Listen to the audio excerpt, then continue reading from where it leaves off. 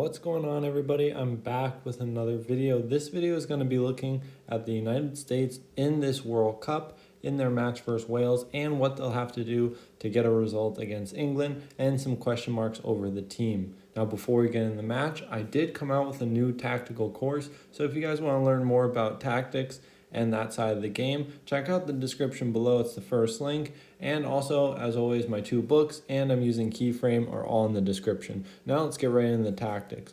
So the US actually played very exciting from a tactical standpoint in a 4-3-3, showed a lot of fluidity and flexibility in their offensive setup. And also they transitioned very well in the final third with their counter pressing, especially in the first half. Now we're going to look at some of the movements. So with their back 4, we have our 2 central defenders maintaining a narrow positioning, and this would then give room for the fullbacks to have a lot of flexibility in their positioning. So here we see Serginho Dest playing in a very narrow setup with Robinson on the weak side, going higher up the field and creating width among the team. Now the big problem that United States gave Wales was Weston McKennie dropping into the wide area outside of the space of influence from the opposing team. Wales, in this instance, he would drop outside in the wide area through the half space and look to displace a midfielder, but also he would be very well connected to dangerous space.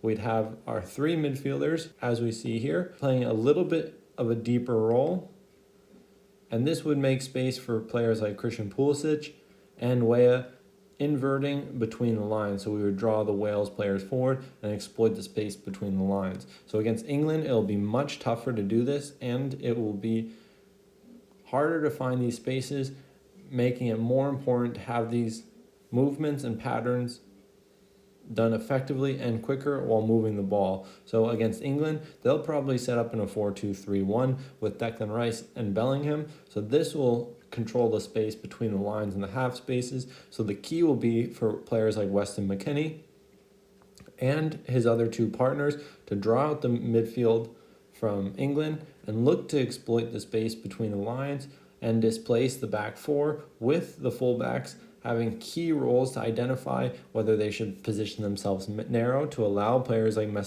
Weston McKennie to drop wider, or if they should create full width, as we see on the weak side, for overlapping runs to progress via the wide areas.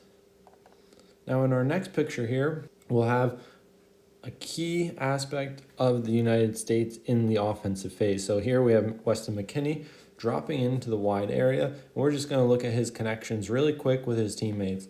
So he has a lot of connections, not only safe options between his central defender and Tyler Adams, the holding midfielder, who played a crucial role in their counter-pressing as one of the reasons why they were able to play so high up the field and play so aggressively. On the ball, he has question marks at times, but he offers them so much in the defensive transition phase that he has to be selected every match.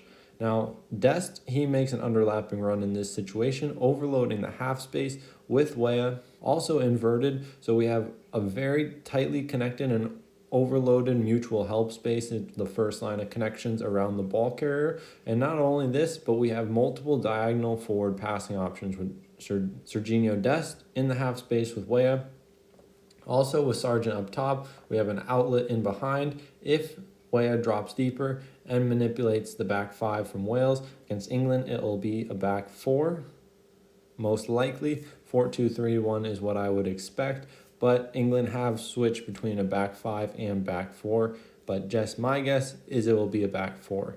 Now, on the weak side, this is really important that we have our weak side midfielder. He also drops deeper alongside Tyler Adams to give them a 2-2 rest defense structure with the fullback creating width on the weak side and the 2 narrow central defenders. Now this is important because it gives them a very solid rest defense shape with our fullbacks in positions to be able to counter press and transition defensively. Weston McKennie taking up a wider role. Tyler Adams joined by his center mid partner to then give them closer access to the midfielders of the opposing team. This allows players like Christian Pulisic to occupy the space between the lines on the weak side in the half space. He'll be crucial, or whoever plays in this role for United States, to not only take advantage of the overload on this ball side, because the space will then be with Christian Pulisic. When the United States play to one side, if Weston McKennie drops into the wide area with the overload, first line passes will be used, and then the space that we should target will be on the weak side in the half space. This takes a lot of control and fast ball movement with strong diagonal connections to access these players on the weak side. But this is the next step for this United States team to really become very dangerous in the final third. When they can find these diagonal passes to cut through defenses, it will really unravel their defense and lead to them making mistakes in the shifting that their team applies, because these are very hard situations to defend. Now for the final picture, we have our two narrow central defenders. One of our eights dropping on the outside of our central defenders, releasing the fullback higher up the field to create full width. Weston McKennie now playing higher up the field, allowing Weah to occupy full width and Dest to invert. So now we have this 2-3 rest defense that's very effective for the United States team. We have Tyler Adams, Dest, both narrow, with the central midfielder partner dropping deeper from a higher area, giving room for Christian Pulisic, Sargent, and Weston McKennie between the lines. And the exciting thing about this United States team isn't these rotations, but it's their fluidity, and the players who can occupy these roles can change within a match multiple times. So we saw Weston McKennie comfortable playing in a deeper area. Dest could play between the lines, and so can Weah. They also have qualities in the wide area, 1v1, that makes them dangerous getting into the box. They have well-connected wide structures, which we'll take a look at right now, and they're well-drilled on the weak side, so when the ball circulates, their movement was well-timed against Wales, that they can exploit these movements, create overloads, or dynamic superiority with their rotations to get in behind, manipulate the defense, and create dangerous chances. Now, against England, we'll have to have more opportunities and situations where these well-rehearsed rotations lead to the team getting inside the penalty area,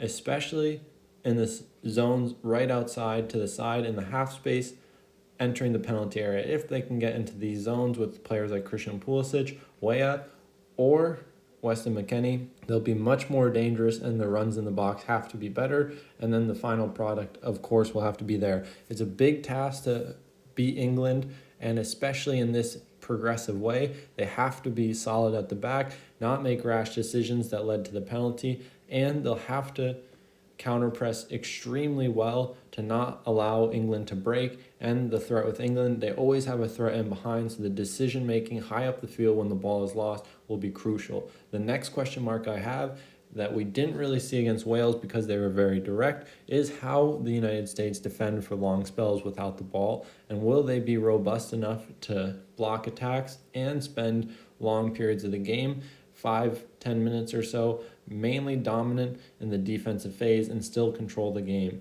These are all big asks, and let me know in the comments below if you agree with me at all, or if you completely disagree and think England will smash the United States. I'll see you in the next one.